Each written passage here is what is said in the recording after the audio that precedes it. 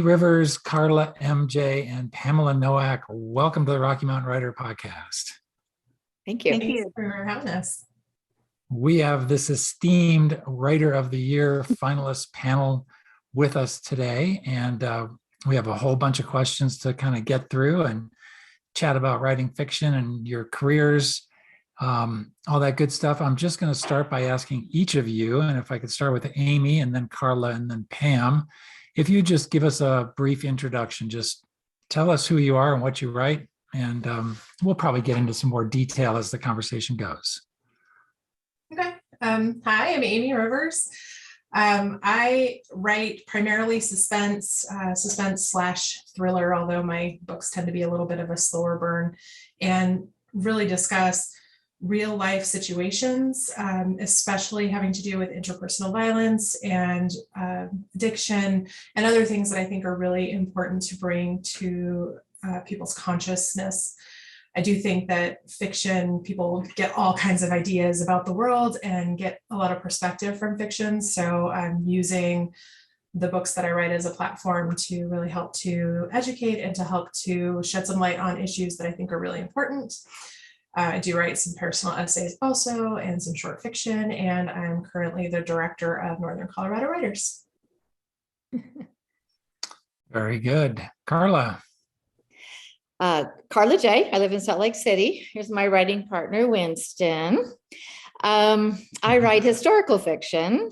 I would say overall, I write about injustice. So I try to find stories that I haven't heard about, so I assume other people haven't heard about them, and then do a lot of research, put those together, try to make a book that's interesting. And different time periods. So 1921 was last year. Actually, this year I put out another World War II. So overall, injustice is what I write about. Great. And Pam. I'm Pam Nowak. I write historical fiction. I started with historical romance. I've now branched into historical women's fiction and will likely make the jump over to doing some historical fiction straight on in the future. And I look primarily for forgotten stories. When I was doing romance, I looked for a lot of historical flavor, sprinkling that in. But now I'm looking for true stories and actually crafting my fiction around historical events and individuals. So that's kind of where I'm at. That's great. One thing I want to point out here is that we have a true Rocky Mountain writer trio here, Rocky Mountain fiction writers trio, because Amy, as she mentioned, lives in Northern Colorado and works with the Northern Colorado Writers. Karla is based in Salt Lake City, I believe, in Utah. And Pam lives now in Albuquerque after many years in the Denver area. But you've been down in Albuquerque now, Pam, for a little while. Yeah, 2 years, COVID years. That's great. That's great. Well, I think it's fabulous that we've got some of the Rocky Mountain states covered. So that's terrific. I have a list of questions, and I wanted to start with just the whole idea of persistence, because you wouldn't be here at this point if you didn't stick to it. Some writers don't make it through. They might try for a little while and not get very far. What are some of your tips? And I'm going to start with Pam and go back around the other way for persistence, for keeping at it. How do you fire yourself up? Used to be fairly easy because I was focused on getting that first novel out and getting it published. And now it gets a little bit harder. And I find I do best when I set a schedule or a deadline. If I have set work hours, it keeps me focused. And it makes it less likely that I'll get distracted by errands and real life, which have a tendency to grab my focus a lot. Critique deadlines make a difference. If I know I have to have a chapter ready to submit, then, I get it done. But creativity wise, I find that if I'm doing it on a regular basis, it really prods the creativity that habit of writing frees up my mind somewhat. Getting into new stories is always a little bit of a challenge because I tend to spend a whole lot more time on research than I need to. So I'm always fired up about the story, but less so about the writing until I really get into putting what's in my mind down on the paper or in the computer. So it's what fires me up, research, finding the character, reader feedback, and the little successes along the way. Great. Karla, how about you? I could say ditto to what she just said. I love the research, but man, sitting at that keyboard and trying to put it down. I don't do I find I don't do all my research ahead of time. I do a lot. And then as I get into it, I'm thinking, oh, wait a minute, I don't know about that. So I think those new little tidbits that I find in the news stories keep me going. But yes, a schedule. I write to a schedule. I work full time. I have a learning center. So I write to a schedule, and I get mad at myself if I didn't get to put on the calendar what I did that day. So I actually will have I don't do word count so much as the next scene. Like, okay, I've got to write 3 more scenes this weekend. So I'm pretty good about sticking with that. I would say it's gotten easier since I've put a couple books out that I'm a little bit more beholden to that schedule than I used to be. But I can go down rabbit holes and get lost for hours in research and have to make myself, Pam goes, yeah, I have to make myself come back to sticking with what I'm writing. So, yeah. Do you think that you at this point, you just recognize that that's part of the process? It is. Yeah. That's just part of it. And I think rabbit holes are fine. I'll make notes for it. That's another book. Yeah. So that I don't get too upset with myself, but I try not to do it too much. Amy, any tips for persistence, for keeping at it? I think I'm going to be the outlier here and say that I don't write on a schedule. I do set deadlines for myself, partially just because I'm always so busy with everything going on with kids and with the writing organization and all the other things that I have in my life, that I do have to have something to work on. A deadline really does help with that.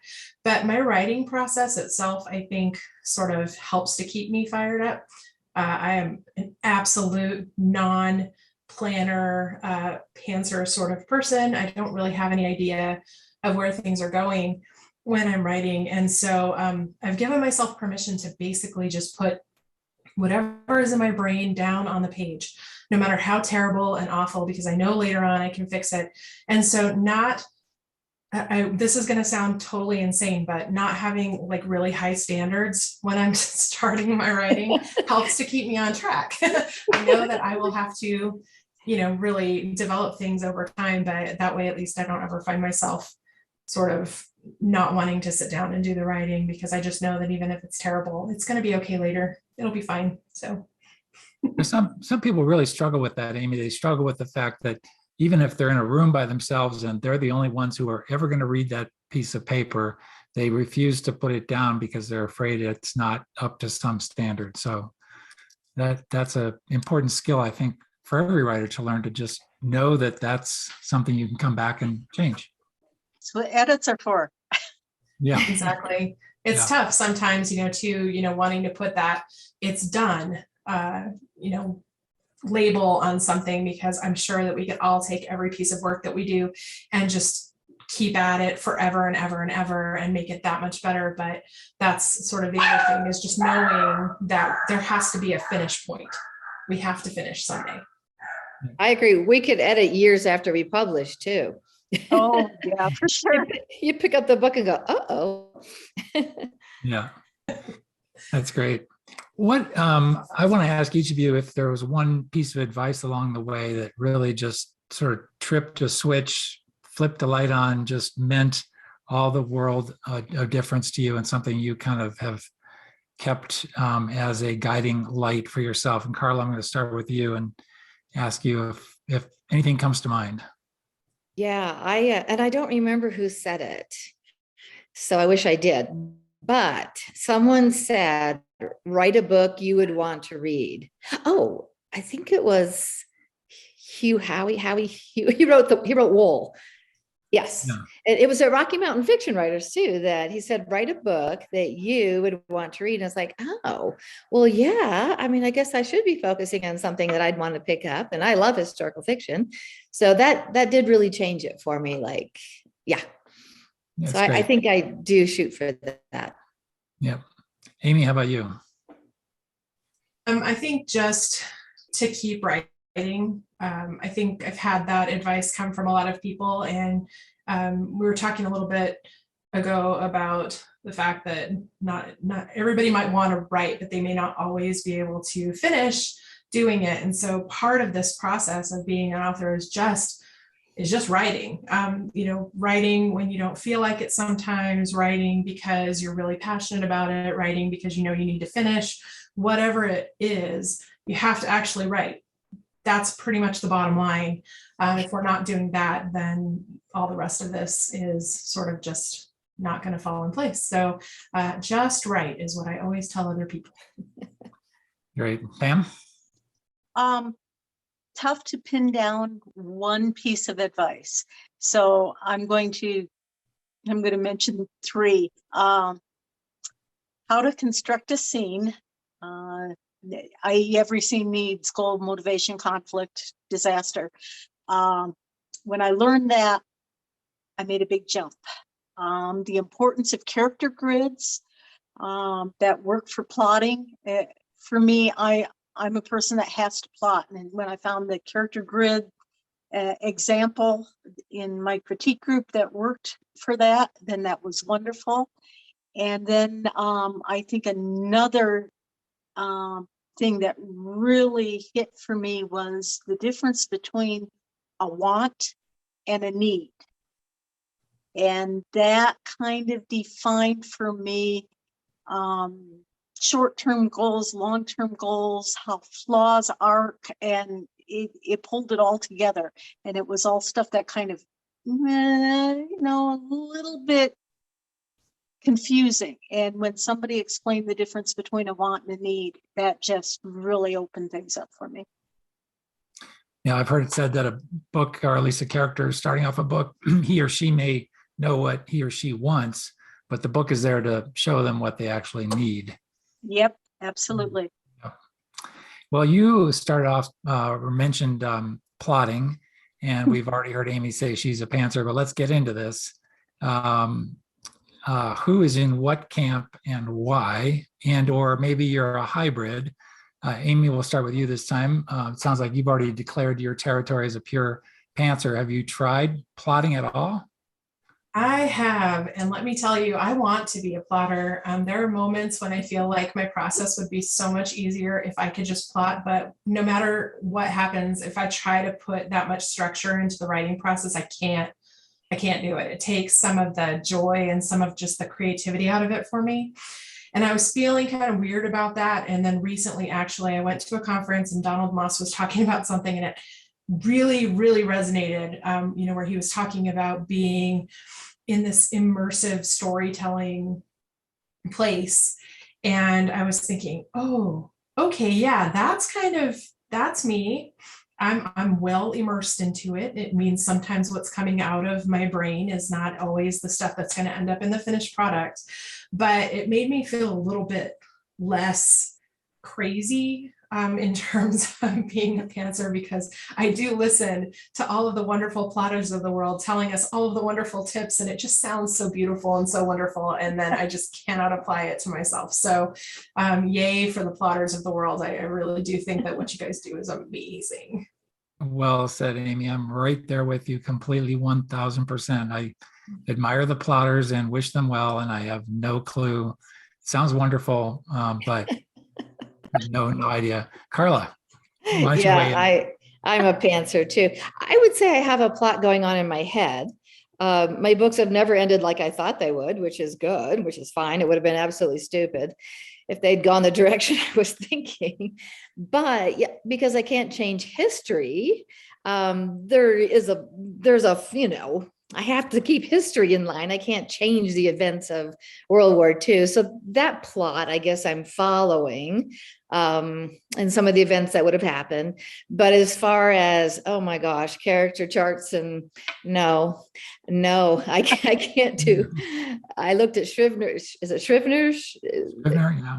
Oh my gosh, that just makes me so nervous. I can't even open, I can't open it. I took a class and went, no. So I'm definitely a pantser. Well, Pam, I think it's going to fall to you to defend the plotters of the world. Well, I'm a linear thinker, so plotting is just part of the way I am as a whole human being. And when I was first learning craft, I had to pay very close attention to what all those scenes needed, because otherwise my scenes got all wishy-washy and they went different directions. So I was very careful. And then when I discovered a storyboard, I started using that. I found through the years and through my progression as a writer that I work a little bit differently now. I tend to, rather than doing the large scale plotting, I'll do a few chapters at a time, knowing I need to get from A to B, and then work out the scenes to get there, keeping in mind what I need within a scene. And like Karla, I'm working within history. So the larger plot is there. And it's a lot different than when crafting romance. When romance, you had certain plot points you had to hit, or it wasn't the correct romance structure. So it's an entirely different ballgame now. I have to hit the plots that history, or the plot points that history dictates. And my challenge is to invent those scenes to get my character from one event to the next event. And so I guess now I'm a little bit more of a hybrid than a plotter or pantser, but definitely not a pantser because I simply couldn't do it. I can't. I think for us pantsers, it's the, I do think for me to have to plot would be something would just take me forever. I may as well write the whole book as I would to put together a plot. But, and there are lots of people out there who will admit it's a hybrid. You start with a plot and then you pants your way through it as you go. But it's sort of an interesting discussion to me. And I think lots of folks starting out, I wonder what your advice might be, each of you, in terms of just saying, how do you figure out whether you're a pantser or a plotter? I guess the answer is to try both and see what fits. Maybe I answered my own question. Yeah. Absolutely. Yep. Try them both, and one of them is going to hit true to who you are and the way you work and the way you process. Yeah. Well, and it should feel comfortable, I think, because that's the big thing is, I think when we go to conferences or when we're taking classes, especially when we're new and young in this experience, people will tell us the exact right way to do things and these brilliant strategies for being able to make your writing go quicker or faster or better or whatever it happens to be. But if you're fighting against what feels okay to you and what feels natural to you as a writer, then you're probably going to end up in trouble. So choosing a path that actually makes sense to you as a person and feels like something that you want to do is half the battle. Yeah, I would agree with that. And I think that most people who are plotters at heart, if we try writing by the seats of our pants, we feel like we're floundering and we feel lost and we can't find the creativity because we crave the structure. And yeah. Wow, it's interesting. Yep. Where do each of you find your points of inspiration? And as you answer this question, would you chat about your most recent title and maybe just draw in the moment that led to that particular story, and what was the flashpoint of inspiration where you knew you had an idea that was going to work? And let's start with Karla this time. Sure. The Puppet Maker's Daughter is a World War II book set in Budapest. And I went there 2 years ago with my husband and my niece. We went through well, our hotel was right across from the most amazing, beautiful synagogue. And of course, I said, we're going to tour that. And in there, I bought a little book called The Yellow Star Houses. And it was written by people who'd survived the ghetto and actually the war in Budapest. And just reading through that, I thought, this is not in print anywhere. I've never seen anybody talk about the Yellow Star Houses, the Arrow Cross Party that killed so many that were not Germans. And then once I started looking into what actually happened in Budapest, I knew I had probably a story that had not been written. And I think that's what I'm finding. That's what I'm hearing from people. I've never heard about this. I had no idea that this took place. So that was just a fluke that we were there. I didn't go there thinking I'd find a story, but I definitely, once we did the tour and I looked into it more, I thought this is going to be a great story. Well, I hoped it would be a great story. Yeah. And there was just no question. It was a galvanizing moment for you that you could sort of see your next writing journey all right there in that moment. Oh, absolutely. I was like, this has to be told. And I'm going to tell this. I'm going to tell this story. Yeah. Yeah. So you cancel the rest of your plans and all of a sudden you're just doing research for the next week or so while you're still there. I'm just kidding. Well, yeah, no, that's not true. Yeah. Yeah, I would have done that if I wasn't with my husband or my niece, because I love doing that. No, then it sits and percolates. And then it's like, oh my goodness. And I'm reading this book and like, oh, I've got to get more information. And so yeah, it's always in there growing over time. But as soon as I got home, for sure, I bought more books on it and did some more research. Amy, how about you? So my latest title, Complicit, is the first in a series that deals with domestic sex trafficking. I'm working on topics that kind of fall in that line. And I had been thinking a lot based on what I was hearing in the news and other things about the idea that when we think about trafficking, it really is very easy to think about it in terms of across the border or in some other country or in this idea of movement. And of course, there's a difference between trafficking and smuggling, and the movement part is actually not necessary for trafficking to happen.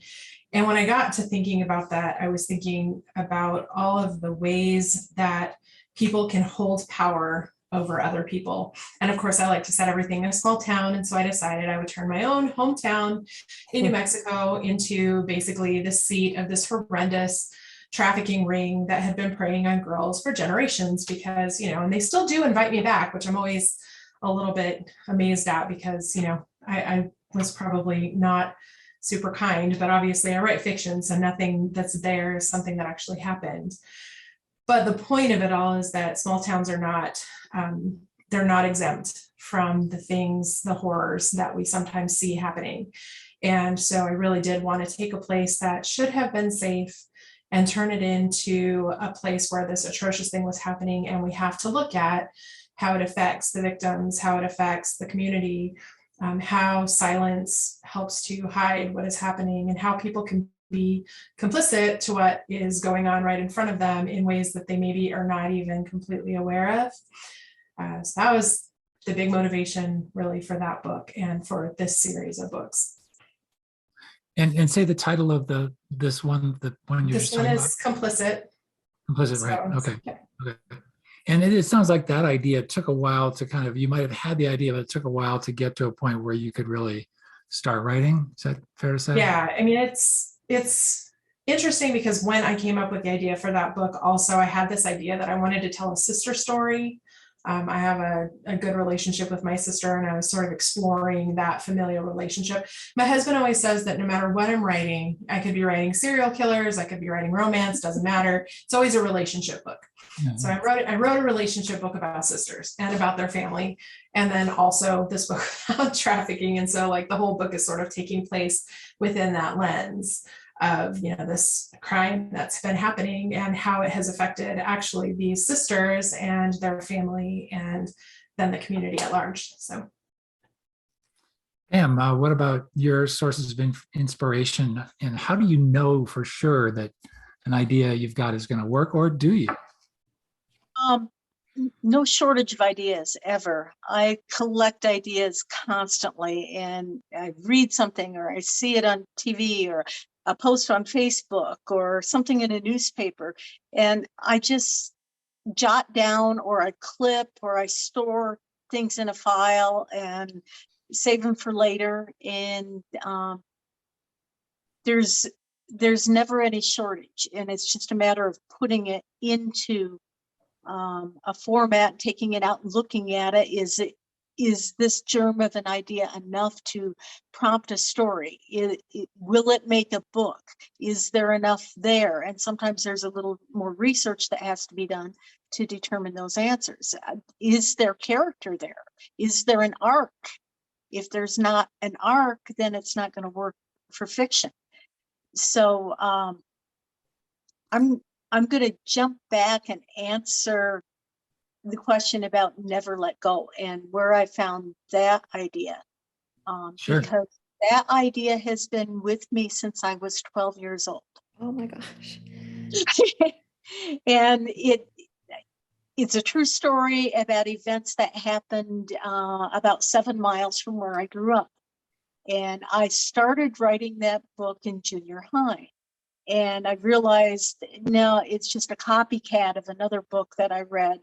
And that's not what I want to do. What percolated in my mind all the years was that this is a survival story of 5 women who made it through an attack by the Dakota on their isolated village. And some were taken captive and some left to die on the prairie, etc. But everything I had read in historical accounts talked about the men or just glossed the events, but didn't really get into what was inside each one of these women that allowed her to survive. What did she hold on to? What empowered her? And I wanted to very much write this book about self-empowerment. And so this is what took me out of writing romance and stuck me into historical women's fiction, because I found a whole new world and a whole new set of things to explore, and this book being the launch of that. That's great. Going back to the first part of your answer, Pam, you've got these 40 ideas or endless number of ideas on the shelf. How do you know which one to pluck off the shelf and dig in on? Have there been recent novels about the same person or same event, same thing?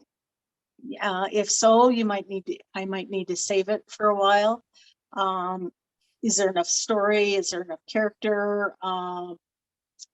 What's selling hot, or what do I think might be selling hot, because I've never been able to very accurately predict that.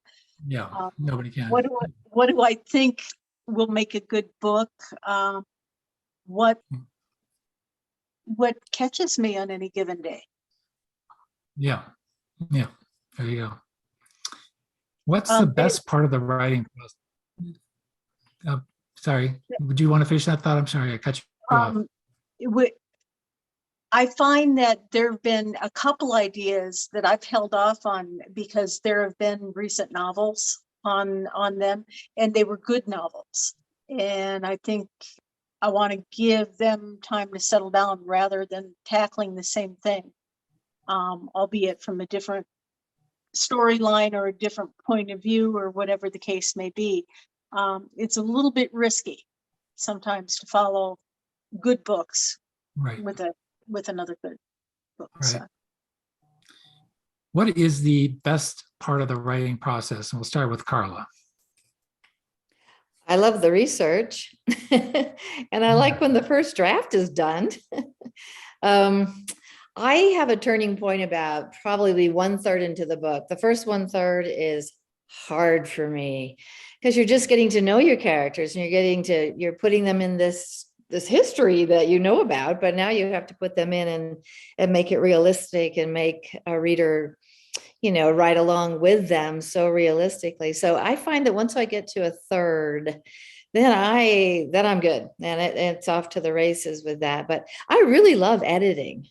So that first draft is done, and I love going back because you're surprised at some of the stuff you put in. You're ashamed of some of the stuff too, but I really have fun with that second run through, and I get really excited about, oh yeah, I can see how this is shaping up, and it's actually turning into something. So that, for me, it's after I get a third in. Great. Amy? I always have this moment when something that I couldn't quite figure out, or something that wasn't quite working the way that I thought it was going to, sort of resolves itself. This might happen in the first draft, it might happen in some revision afterwards, but I think that in every book that I've written so far, I always have that moment where I'm just like, oh yes, it finally happened. It's all the way that it should be. This is perfect. And it doesn't even have to be necessarily a big moment in the book. It could just be the way some sort of interpersonal conflict resolved itself, or when I finally figured out that really actually I needed to have one more point of view in there, and I'm just going to add it, and it's going to be really, really hard work, but that was what was missing. And so, some moment that basically makes everything sort of make sense, and where everything just feels like it's exactly in the right place at that point. Excellent. Pam? I have to agree with Karla. The research is great. And like her, the beginning of the book is tough. For me, it's like the first 50 pages or so. But when the idea begins to gel, and when the character takes over, and the writing starts to flow, that's the very best part of the process. Right in there where you've got that sweet spot where everything is making sense, and the story's just coming, and it's a challenge to get it written down so that you don't lose any of it.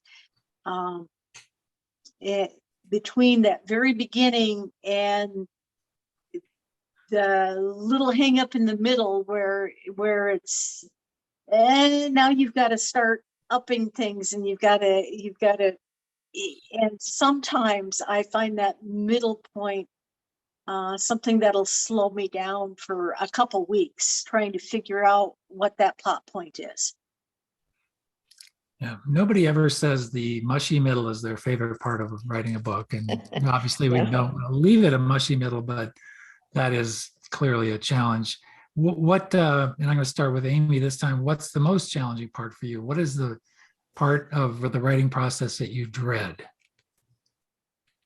I think probably the thing that I dread the most is like maybe the 6th or 7th time that I've gone through and I'm doing edits and revisions, and I've read the story so many times that even I don't want to pick it up anymore, and I just need a little bit of space from it. That's probably the worst part. It's probably the easiest, worst part to kind of just get over, because just put it down for a minute, take a little bit of a breath, and then pick it back up again. So, it really, that's about it. I do love the writing process. I love the revision process. All of those things are great. I don't feel weird about having to chop things, or, start in a different place or end in a different place. But there is just that one moment where you're kind of just like, oh, I don't ever want to pick up this book again. And why is anybody else going to want to pick up this book again if even I don't want to read it anymore? Where you just feel a little bit demoralized, and you just need to give yourself a little breather and then get back in there again. Yep. Pam, I'm going to go to you this time. Second. I think that's what I said before, the start of the book. If I can't find the characters' inner motivations, their inner personality, that gets tough, because that's when I'll start doing like far too much narrative summary, or having my dialogue go off in a direction where I'm doing, because I write history, an info dump, and it's because I haven't latched on to that character yet, the deep down stuff that's really driving, and most of the time I have it mapped out on a grid, but I haven't invested it yet. So that's the toughest part. That and balancing the writing and life, having day jobs really suck creativity. Yep. Karla? I agree with both of these gals. Time you get to 6 times on your book, you're thinking, this is so boring. Like the last time through that final read, you're like, no, like, I don't even think I nailed it this time. It's, I don't, who would, yeah, you can't stand to sit down one more time. So I agree with that. And the info dump that Pam talked about, because we do so much research, you've got this huge amount of information, but you have to narrow it down to this little kernel of what your story is about. And I fall into, well, I think this would be interesting too, but it has nothing to do with your story. And so I find that hard to just keep it right to where this book is supposed to be about, and not everything I ever learned about World War II. Yeah, that's great. The next set of questions is sort of similar to writing, which is about the best and worst parts of publishing, but I'm going to twist it up a little bit. And I want each of you to sort of like, if you were giving advice to somebody just starting out today and all the different publication paths that are out there, what would be your advice based on what your experiences have been in terms of choosing a path and knowing it's the right path to stick to? And so just think of it in terms of giving that advice to an up and coming first time writer. And Karla, I'm going to start with you this time. What comes to mind? Sure. I've been traditionally published and now I'm self-published. So I speak from both. And I would tell someone new to follow that traditional path, to look for that agent, to pitch at writing conferences and go that route. Yeah, that would be great. I made a change a few years ago. I had a bad experience in that area and decided, you know what, I can self-publish this book. And now I'm 3 books down the road from that. And I'm very comfortable with what I do. I don't mind the marketing. I actually love marketing. So that works for me, but it's not going to work for everybody. So I really think trying both ways, but you're going to try traditional first. And if the year or 2 goes by and you believe in your book and you think, yeah, I think people want to read this book, then you have the self-publishing option. Right. Pam, any additional thoughts? I think look at your own strengths and weaknesses. If you're good at marketing, as Karla is, self-publishing works great. I'm not particularly comfortable. I can do it okay, but it's not what I like to do. So for me, self-publishing is not the best path. And I treasured having somebody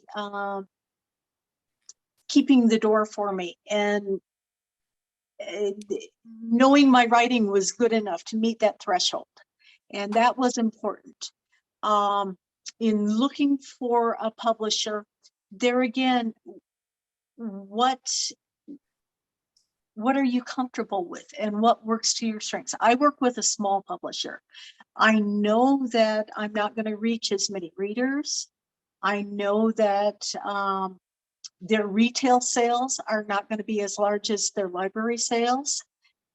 But I like everything else about working with that small publisher and the freedom I have to explore some story ideas that I might not have a chance to do if I were writing for the trends. Yeah. So what's important to you? And that can kind of frame the broad path that you're going to take. Yeah, that's good. Yep. Amy, weigh in, please. I'm going to totally piggyback off of what Pam said.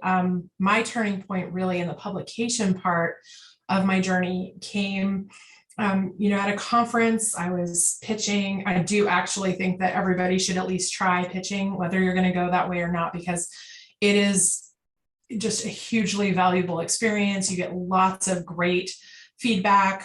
Sometimes some not fun feedback, but still a lot of things to get you to think about. And I think if you can frame that in your mind as something to learn from and grow from, then it's really worth it, regardless of what publication path you choose.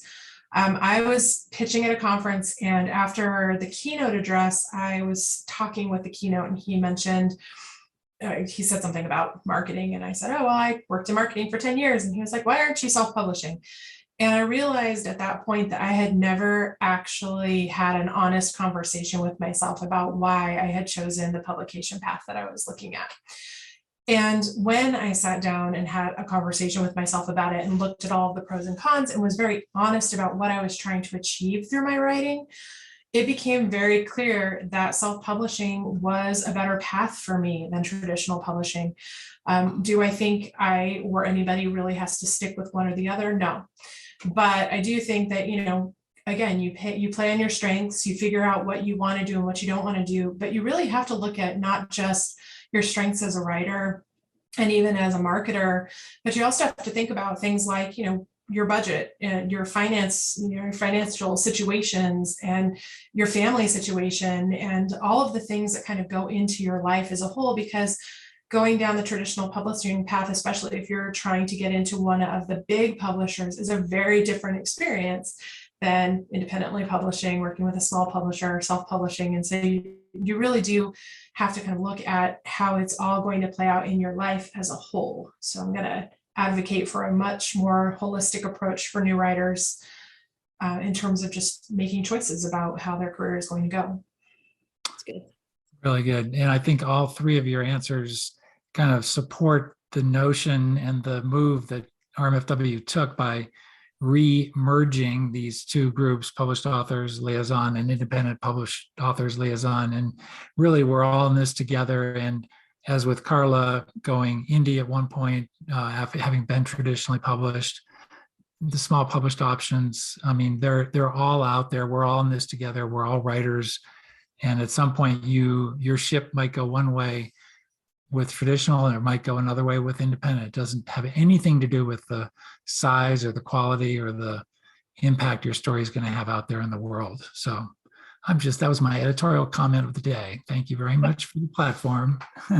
I love it. That was absolutely exactly what I was thinking too. So yeah, it's really true that things have changed so much from the time that I was learning to write, because at that time there was only traditional, and self-publishing was something you didn't go there. it was the third rail, it was the electric third rail. You just didn't touch it. Right. Yeah. And think now about how many more people, writers, artists, get a chance to express themselves and feel good about themselves and have a chance to have that outlet, thanks to the fact that that stigma has gone away, which was kind of ridiculous. Yeah, there are some absolutely brilliant self-published authors. No question. You would have missed out on that. Yep. I'm wondering if, when it really comes down to it, and as you, again, picture yourself being approached by a writer, maybe at a conference or something, somebody looks up to you as Writer of the Year finalists and gets you over a glass of iced tea or maybe something with some alcohol involved and says, okay, Pam, Karla, and Amy, what was that one thing that I should do that's going to help me in my career? If you could boil it down to a couple of nuggets that you think are really going to make the difference for somebody to build a career, make a career, become a successful writer, what would that be? And Amy, I'm going to start with you. As much as we like to think about ourselves as authors being islands, we are not. We need people. We need people to teach us how to do things differently or better than we were doing before, when we were doing them on our own. We need to actually share our work, because that one is a really hard thing, especially for new writers, to want to put your work out in front of other people and have them respond to it and not know how that's going to go.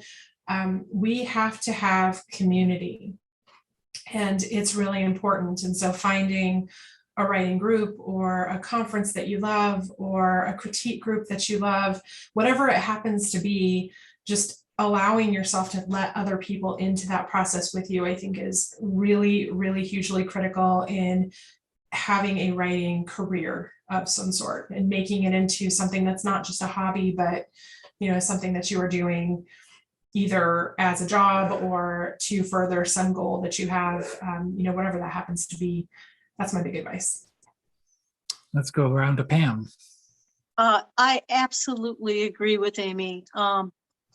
Don't try and do it alone. You can't learn how to write by reading about how to write.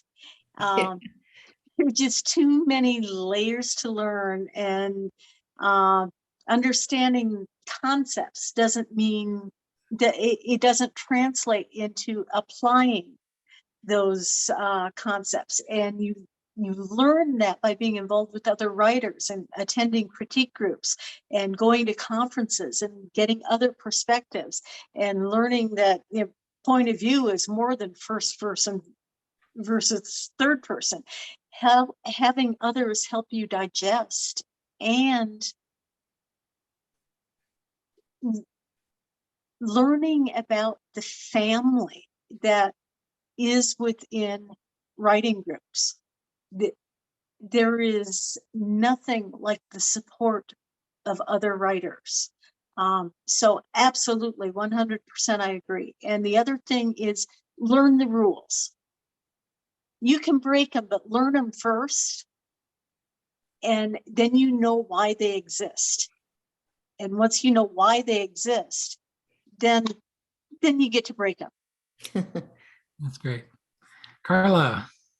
Yeah, I'm going to be saying the same thing. Having a group around you, a critique group, going to conferences. I started going to conferences years ago, and that's exactly where I met great friends and people I trusted who could look at my work.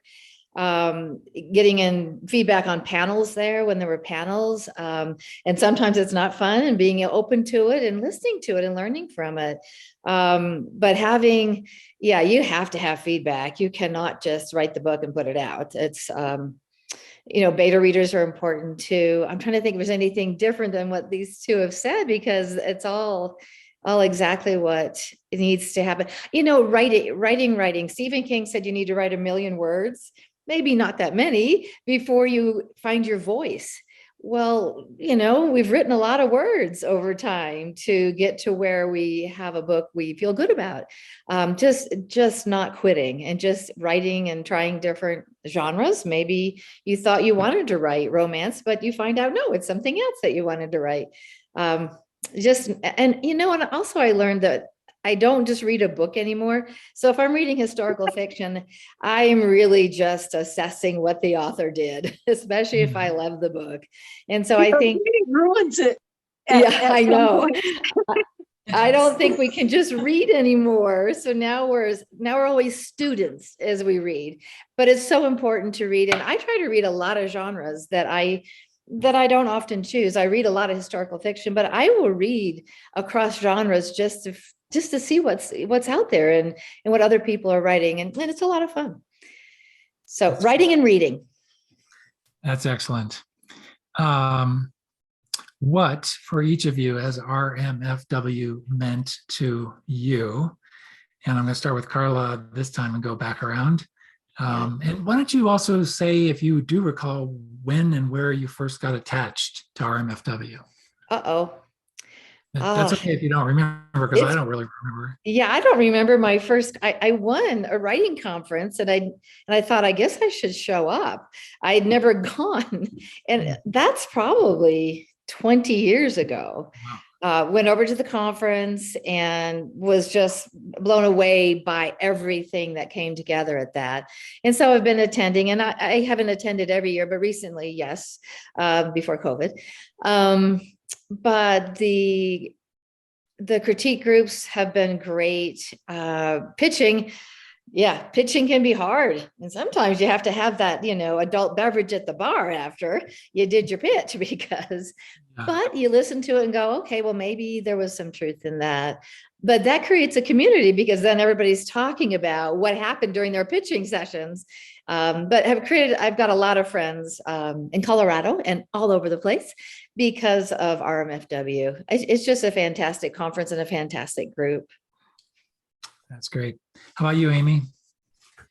Well, I moved to Colorado in 2014 and didn't really realize that I was going to be spending a whole lot of time writing until 2015. But when I did do that, RMFW was one of the first conferences that I attended. And so it really was the place where I met a lot of my writing friends, people that I still am in contact with and work with on various levels. And so as an author, it's been a really great resource, both for information and craft about writing as I've been learning and growing, and also a really good place to meet other writers and other people with different backgrounds and different strengths than mine, so that I have people to call on when I run into problems or when I need help.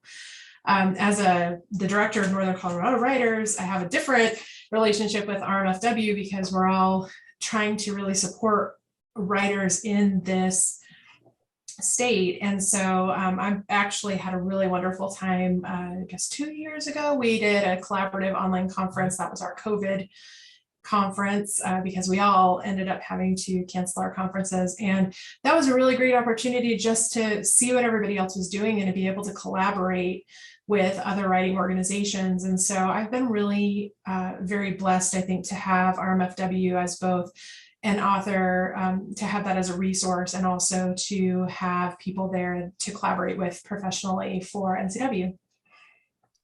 Yeah, that's great. You raise a great point, which is Colorado is full of excellent writing programs, and we all collaborate and get along between Northern Colorado Writers, Pikes Peak, RMFW, Rocky Mountain Mystery Writers of America, Colorado Authors League. It could go on, but it's a great state to be a writer, in my humble opinion.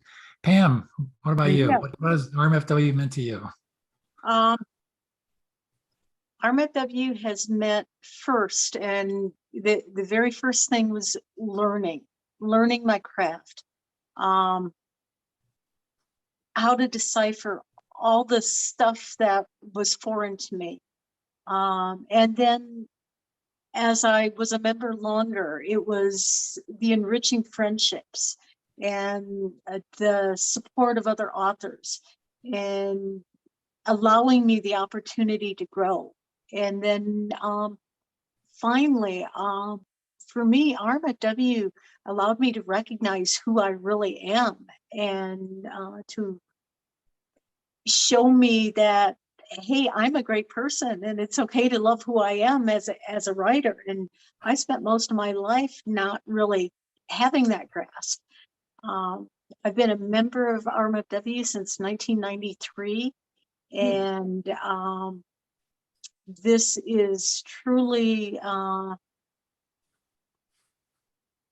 the writing organization that means the most to me. Yeah, very good.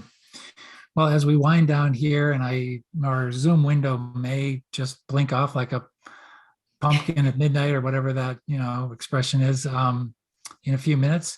We each, if you would each just recommend one book that you can just sort of pay it forward a little bit, something you've read. It could be something recent or something that just means a lot to you. It could be a big name, a little name.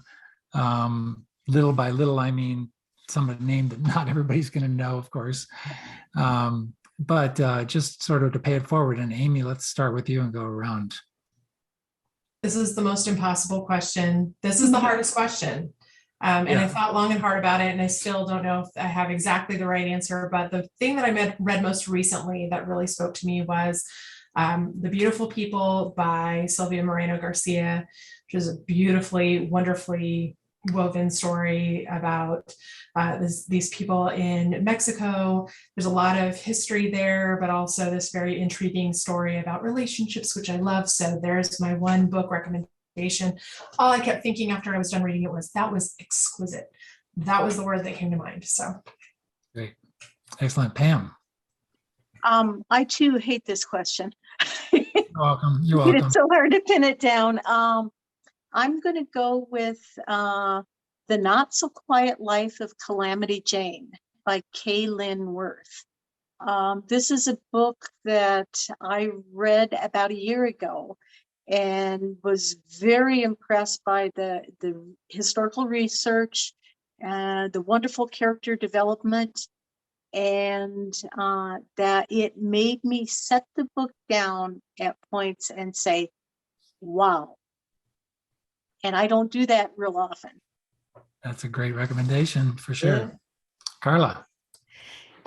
Yeah, so I went with Radar Girls by Sarah Ackerman. And the reason is, well, it takes place in Hawaii during World War II.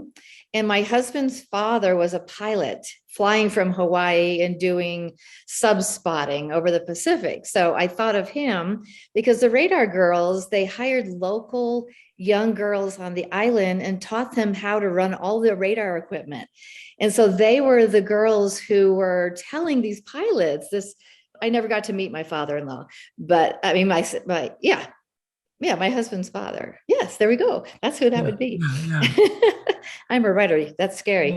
Anyway, I thought, oh, he would have been listening to these young girls giving him the directions, like we've got a ship coming in here, and you need to go off this way. And that was very exciting to me to think those girls were the ones that kept him in line. So that was a good book. 3 great recommendations. Excellent. Very good. Well, again, Pam, Karla, and Amy, congratulations on your nominations as Writer of the Year finalists. Wish you all luck in the final voting process this summer, and everybody stay tuned for the final announcement at the summer gathering, which I don't have the date handy right now, but I'll put it in the show notes. And July 9th. July 9th, Karla knows. Yep, I figured maybe one of you would. So thank you for bailing me out. And thank you all for your commentary and insights and all your expertise and experience today, and wish you all well. Thank you. Thanks, Paul. Thank you.